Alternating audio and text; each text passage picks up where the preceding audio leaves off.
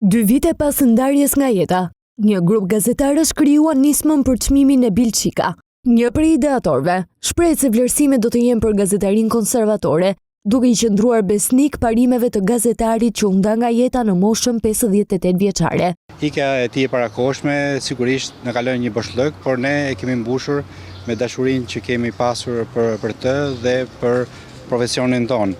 Botuesi Faktor.al Lavdrim Lita shpreh se juria që përzjedh çmimet është e përbërë jo vetëm nga gazetar, por edhe regjizor e publicist. Juria e përbërë nga shumë gazetar, koleg, regjizor, shkrimtar, vendosi që në vitin e parë të seleksiononte disa gazetar për shkak të veprimtarisë së tyre publike në demokratizimin e hapësirës publike, përmes disa vendimeve të njëpasnjëshme, caktoi zotin Brahim Shima si fitues i edicionit të parë të çmimit të gazetarisë konservatore në Bilçika. Tregoi dhe detajet e medaljes. Simbolikisht trofeu simbolizon shtyllën kurrizore, nëse shikojmë me vëmendje, dhe deformimin që ajo pson, pra deformimin që ka qenë gjatë komunizmit.